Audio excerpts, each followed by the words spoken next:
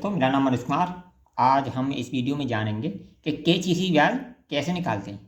KCC ब्याज कैसे निकालते हैं। मान लो हमने बैंक से 1 लाख रुपए ले रखा है, तो उस पर हमारी केसीसी ब्याज कितनी लगेगी, आइए इस वीडियो के माध्यम से जानते हैं। मान लो हमने 1 लाख रुपए बैंक से लोन ले रखा है, यानी 1 लाख की हमने केसीसी ले रखी है, तो उस पर ब्याज हमें कितनी देनी होगी। अब देखिए, जो केसीसी की ब्याज जो होती है वो 9% होती है। कितनी होती है? 9% वार्षिक वार्षिक होती है। यानी 1 वर्ष से पहले हम अगर जमा करते हैं तो हमको 9% ब्याज देना पड़ेगा। ठीक है, तो देखिए ब्याज बराबर होता है मूलधन गुणित दर गुणित समय बट्टे 100 बराबर मूलधन कितना है? 1 लाख। 1 लाख इंटू समय, दर कितनी है? 9% इंटू समय 1 वर्ष। इसे 1 वर्ष से पहले जमा करना होता है। ठीक है, 1 वर्ष से पहले जमा करना पड़ता है, तो इस पर हमें छूट भी मिलती है। तो बट्टे 100, 2 जीरो से 2 जीरो काटी, 1000 इंटू बराबर 9000। 9000 ये हमें ब्याज देनी होगी। क्या देनी होगी? ब्याज कितनी देगी? ये 9000 रुपये हमें ब्याज देनी होगी। लेकिन इस पर अगर हम टाइम से जमा कर देते हैं तो हमें क्या मिलता है? 3% तो हमें छूट मिल जाती है। 3% छूट मिल जाती है और 2% सब्सिडी मिल जाती है। क्या मिल जाती है? सब्सिडी। यानी 3% हमें छूट मिल जाती है इस ब्याज पर और 2% हमें सब्सिडी मिल जाती है। ये कब मिलती है? 1 वर्ष से हम 1 दिन पहले या 2 दिन पहले जमा कर देते हैं, तो इस पर हमें 3 और 2 5% की छूट मिल जाती है। अब ये देखिए छूट किस प्रकार मिलती है। जब इसे आप 1 वर्ष से पहले 9,000 रुपये अपनी बैंक में जमा कर देते हैं तो ये 5%, मान ली 5% लेकर आएंगे 1 लाख का। 1 लाख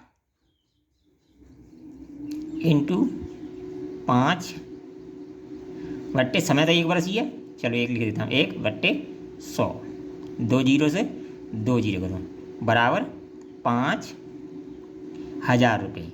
ये क्या है? 5000 रुपये। ये 5000 रुपये हैं। अगर टाइम से जमा कर देते हो तो हमारे बैंक में ये सब्सिडी और छूट के माध्यम से दोबारा से जमा हो जाते हैं, दोबारा से हमारे खाते में जमा हो जाते हैं। तो इसके बाद हमने जमा कितने किए? 9000 और 5000 की हमें छूट मिल गई। तो इस तरह हमें ब्याज कितनी देनी पड़ी? जो देनी पड़ी ब्याज तो हमें 9000 जमा करनी है, लेकिन 5000 हमारे वापस आ गए। इन 5000 को चाहो तो आप निकाल सकते हो, चाहे उसमें पड़े रहने देते हो। ठीक है, ये तो हो गया समय से पहले ब्याज करने का, जमा करने का तरीका। ठीक है, अगर समय से आप ब्याज जमा नहीं करोगे तो क्या होता है? इसको जैसे 1 वर्ष से 1 दिन, 2 दिन, 10 दिन, 15 दिन फालतू हो जाते हैं, तो उस पर बैंक को हमें 7% ब्याज देना होगा। जबकि इस पर छूट और सब्सिडी कुछ भी नहीं मिलेगा, क्योंकि टाइम ओवर होने के पर 1 दिन, 2 दिन, 4 दिन ओवर होने पर हमें 7% ब्याज देना पड़ेगा। ठीक है, अगर यही ब्याज 1.5 वर्ष तक हम नहीं जमा करते हैं तो इस पर हमें कितना? 9% देना होगा। कितना? 9%। यानी कितने तक? ये तो हो गया 1 वर्ष के 1 दिन बाद, यानी 366 या 370 दिन पर, या ये अब मान लो 1.5 वर्ष हो जाती है तो ये 1.5 वर्ष पर, 1/2 वर्ष पर। ठीक है, अगर फिर भी जमा नहीं करते हो, 2 वर्ष होने को आते हैं, तो हमें कितना जमा करता है? 10.5% जमा होना है, यानी 2 वर्ष तक। ठीक है, अगर फिर भी जमा नहीं करते हो तो 2 वर्ष से ऊपर हो जाते हैं तो हमें 12% जमा करना पड़ता है। कितना? 12%। 2 वर्ष से ऊपर, 2 वर्ष के बाद 12% जमा करना पड़ता है। ठीक है, 12% 2 वर्ष के बाद जमा करना पड़ता है। अगर फिर भी जमा नहीं करते, 2 वर्ष से ऊपर हो गया, 3 वर्ष होने को होती है, तो ये हमें 14% जमा करना पड़ता है। जबकि इस पर ना कोई छूट मिलती है, ना सब्सिडी मिलती है।